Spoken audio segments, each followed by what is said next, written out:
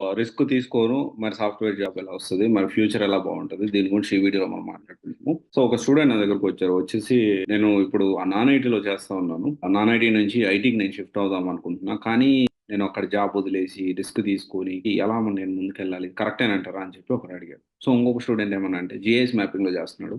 And ఇంకొకరేమో international బీపీఓలో చేస్తున్నారు. ఇంకోటి non technical రకరకాల jobs US IT recruiting staff అని అండ్ అడ్మిన్ మీద జాబ్ చేస్తా ఉన్నారు.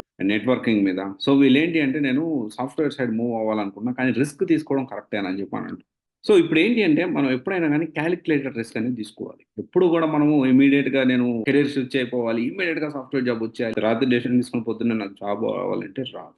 నేను ఒక కాలిక్యులేటర్ రిస్క్ తీసుకోవాలి. మనం ఏ డొమైన్ సెలెక్ట్ చేసుకుంటున్నాము.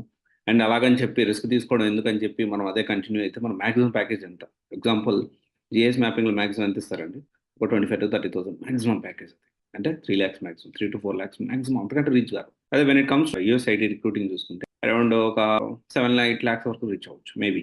ఎందుకంటే టార్గెట్స్ ఈజీగా మంచి ఎక్స్‌పీరియన్స్ ఉండి మంచి ప్రొఫైల్స్ చేపిస్తా ఉంటే ఒక 7,00,000-8,00,000 రీచ్ అవ్వచ్చు. అండ్ బీఓ సెక్టార్‌లో కూడా అంతే 7,00,000-8,00,000 వరకు రీచ్ అవ్వచ్చు. అండ్ నెట్వర్కింగ్ ఇంజినీర్‌లో కూడా అంతే 10,00,000 లోపలే. 10-12,00,000 మాక్సిమం. ఒకవేళ సీసీఎన్ఏ సర్టిఫికేట్ అయ్యి చేసినా గాని 10-12,00,000 అనుకోండి.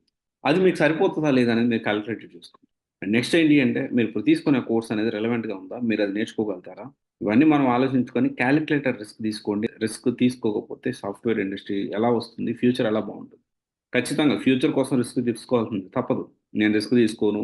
నాకిదే ప్యాకేజీ. నేను ఈఎంఐతో డిపెండ్ అయ్యాను. ప్లాన్ చేసుకోండి. ఇప్పుడు ఒకవేళ మీరు ఎగ్జాంపుల్ ఐటీ జాబ్‌కి స్విచ్ అవ్వాలనుకుంటున్నారంటే దానికి ముందుగా ప్లాన్ చేసుకోండి. ఒక 6 నెలలు నాకు ఏ ఇన్‌కమ్ లేకపోయినా ఎలా సర్వైవ్ అవ్వాలని గురించి ఆలోచించి దాన్ని ప్లాన్ చేసుకొని ఆల్టర్‌నేట్ ఫైనాన్షియల్‌గా ఎలా చేసుకోవాలి? ఏం చేసుకోవాలి? ఒక మంచి ప్లాన్ చేసుకొని అప్పుడు మీరు రిస్క్ తీసుకుంటే తప్పే లేదు.